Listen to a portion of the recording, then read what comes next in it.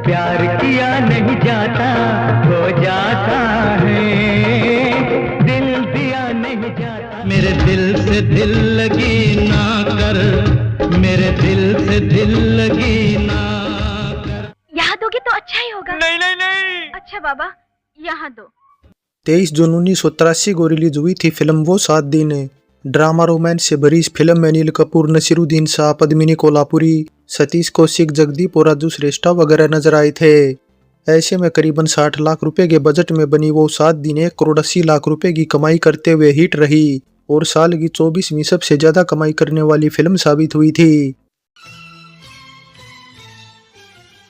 सुरेंद्र कपूर और पृथ्वीराज कपूर दोनों हिंदी सिनेमा के कपूर खानदान कहलाते हैं, लेकिन इस खानदान के बीच हैसियत का अंतर पाटने का काम जिस एक शख्स ने किया वो अनिल कपूर। अनिल कपूर अपने बड़े भाई बोनी कपूर के साथ मिलकर एक जमाने में अपने पिता सुरेंद्र कपूर की फिल्म प्रोडक्शन कंपनी में दिन रात खपा रहे थे। हालांकि पिता सुरेंद्र की एक ही तमन्ना थी, उनका एक बेटा सुपरस्टार बन जाए। इस तरह पिता की ख्वाहिश पूरी करने के लिए अनिल कपूर ने यह तमगा पाया फिल्म वो 7 दिन से।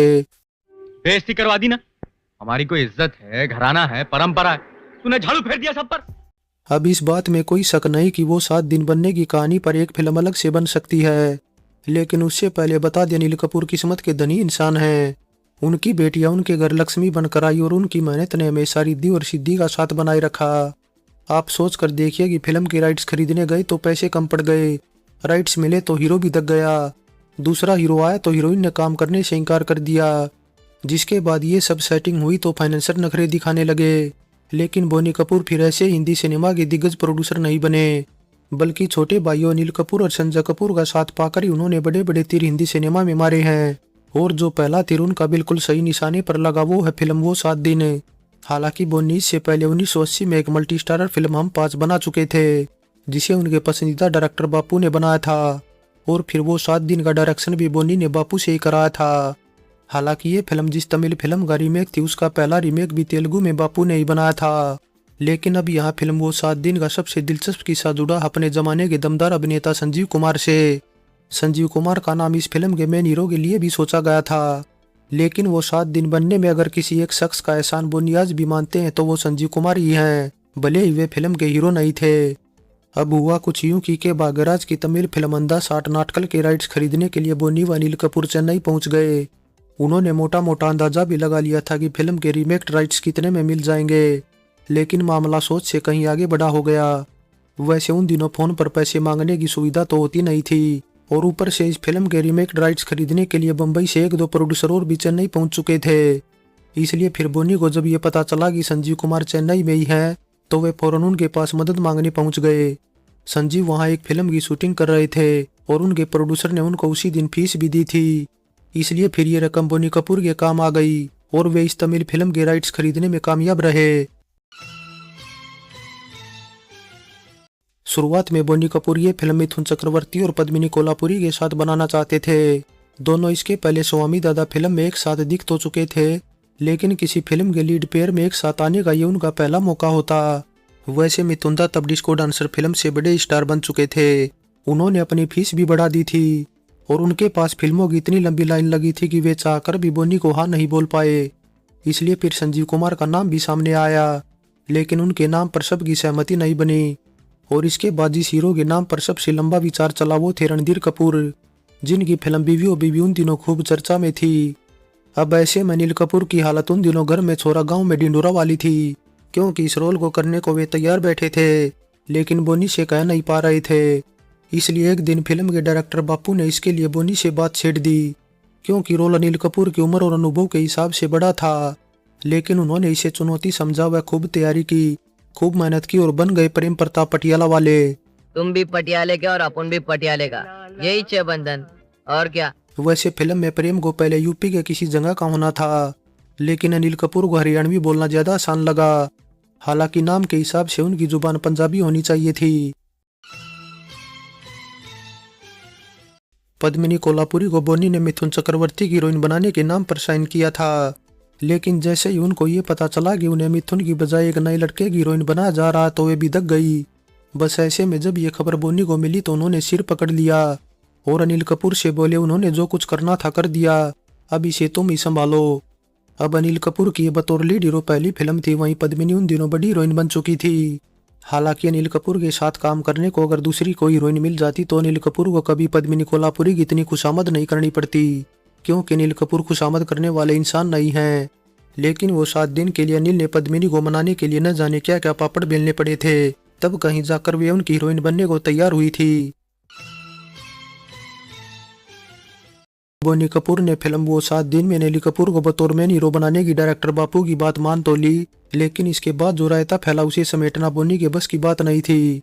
दरअसल उनकी पिछली फिल्म हम 5 की कमाई देखकर तमाम फाइनेंसर उनकी फिल्म पर निगाहें जमाए बैठे थे। यहाँ तक कि पद्मिनी कोल्हापुरी के बतौर मेन हीरोइन साइन होने की खबरें भी उन तक पहुंच चुकी थी। इसलिए सबको भरोसा था कि प्रेम रोग और विधाता जैसी फिल्मों की हीरोइन की फिल्म में पैसा लगाकर सबके वारे न्यारे हो जाएंगे। लेकिन फिर जैसे ही बोनी ने ऐलान किया कि फिल्म वो 7 दिन में पद्मिनी कोल्हापुरी के साथ हीरोइन का छोटा भाई अनिल कपूर होगा, तो 1-2 बड़े फाइनेंसर ने तो बोनी का फोन उठाना ही बंद कर दिया। लेकिन अब बोनी ठहरे बोनी, भाई को हीरो बनाने के लिए बोल दिया तो बस बोल दिया। उन्होंने तमाम जुगाड़ लगाकर फिल्म की स्टार कास्ट में थोड़ा जान फूंकने के लिए नसीरुद्दीन से बात की। मिथुन चक्रवर्ती तब सुपरस्टार बन चुके थे, तो भला नसीरुद्दीन साहब भी कहाँ फिल्म हम 5 के दिनों वाले नसीर बचे थे। उनको भी मिथुन की तरह पैसे की माया समझ आ चुकी थी। उमराव जान और बाजार जैसी फिल्में पा चुके नसीर उन दिनों शेखर कपूर की फिल्म मासूम की शूटिंग भी कर चुके थे। इसलिए फिर बोनी को भगाने के लिए नसीर ने इतनी मोटी रकम मांग ली कि उन्हें लगा कि ये बोनी के बस की बात नहीं है। लेकिन बोनी ठहरे पक्के वाले फिल्म प्रोड्यूसर, उन्हें पता था कि नसीर फिल्म में आई तो बाजी उनके हक में पलट सकती है। सो नसीर ने जितनी फीस की डिमांड की बोनी उस पर तुरंत एग्री हो गए। इस तरह फिर बोनी ने फिल्म का हुलिया इतना शानदार बना दिया कि डिस्ट्रीब्यूटरों के उनके पास दिन रात फोन आने लगे, यहाँ तक कि एडवांस की भी पेशकश होने लगी। अनिल कपूर, नसीरुद्दीन शाह, पद्मिनी कोल्हापुरी के साथ में डायरेक्टर बापू, गीतकार आनंद बख्शी, संगीतकार लक्ष्मीकांत प्यारेलाल, सिनेमेटोग्राफर बाबा आजमी व एडिटर चंद्रा के आने से फिल्म वो 7 दिन का नक्शा बन चुका था। बस इसमें केवल रंग भरे जाने बाकी थे। पाजी, it has really been a pleasure meeting you पाजी। क्या कैरेक्टर है, क्या थीम है स्टोरी का पाजी। अनिल कपूर के साथ जब फिल्म वो 7 दिन की बात चल रही थी, तब इस बीच सावन कुमार ने भी अनिल कपूर को अपनी एक फिल्म लाला के लिए साइन कर लिया था। लेकिन फिर खुद सावन कुमार ने ये फिल्म राजेश खन्ना की हाँ मिलने पर सोतन के चक्कर में लटका दी। इसलिए सावन जब सोतन की शूटिंग फिनिश कर मॉरिशस से वापस भारत लौटे, तब पता चला कि अनिल कपूर ने तो कोई और फिल्म में काम करना शुरू कर दिया। तो फिर उनके व अनिल कपूर के बीच इसे लेकर काफी तनातनी भी हुई। लेकिन फिर जब वो 7 दिन पहले रिलीज हुई और सफल हुई, तो अनिल कपूर बतौर lead hero Hindi film industry में जम गए। और कम लोगों को ही पता होगा कि फिल्म का टाइटल वो 7 दिन तो इसके रिलीज के ठीक पहले सोचा गया था, वरना इससे पहले इसका टाइटल संजोग रखा गया था। वो 7 दिन से अनिल कपूर के अलावा जो शख्स फिल्म इंडस्ट्री में अपने पैर जमाने में सफल रहा वो थे सतीश कौशिक, जिन्हें ये फिल्म अनिल कपूर की मेहरबानी से मिली थी, क्योंकि अनिल कपूर ने पहली बार उन्हें एक थिएटर में एक्टिंग करते देखा था। हालांकि सतीश कौशिक की इस फिल्म में एक छोटी सी भूमिका थी और उन्हें इसके लिए बोनी ने 201 रुपये में साइन किया था। लेकिन अनिल कपूर ने उन्हें एक्स्ट्रा 300 रुपये भी बोनी कपूर से दिला दिए थे। यहाँ बता दें, सतीश कौशिक का सीन वर्ली मुंबई के एक मंदिर में शूट किया गया था और सतीश कौशिक को उनकी फीस उसी जगह पर दी गई थी। बस फिर यही वजह थी कि सतीश इस मंदिर को अपने लिए भाग्यशाली मानते थे। डायरेक्टर प्रोड्यूसर संजय लीला बंसाली लोगों को लाख समझाए कि उनकी फिल्म हम दिल दे चुके सनम एक गुजराती नाटक पर बनी है, लेकिन हिंदी सिनेमा के शौकीन उनकी इस फिल्म को वो 7 दिन की रीमेक ही मानते हैं। फिल्म वो 7 दिन में संगीत दिया लक्ष्मीकांत प्यारेलाल ने, वहीं गाने लिखने का काम किया है आनंद बख्शी ने, जिनके लिखे 5 गाने रखे गए हैं ऑडियो एल्बम में। कंगना सोए हुए कंगना मेरी नींद चुरा के ले गए। नाड़ी का खेलना खेल का सतियाना। अब फिल्म का गीत संगीत अच्छा है और प्यार किया नहीं जाता सबसे ज्यादा सुना जाने वाला एवरग्रीन गाना है, जिसे आज भी सुनकर हमारा मन गुनगुनाने लगता है। ओए होए होए होए, क्या धुन बनाई है लक्ष्मीकांत प्यारेलाल जी ने, वाह। क्या बताऊं गुरु, अपन ने कितना बोला कि अपन का गुरु भी कोई तानसेन से कम नहीं। तानसेन क्या, हम तो मोहम्मद रफी से कम नहीं। फाइनली वो 7 दिन जब हिट हुई तो बोनी कपूर ने एक जबरदस्त पार्टी देकर इसकी कामयाबी का जश्न मनाया था।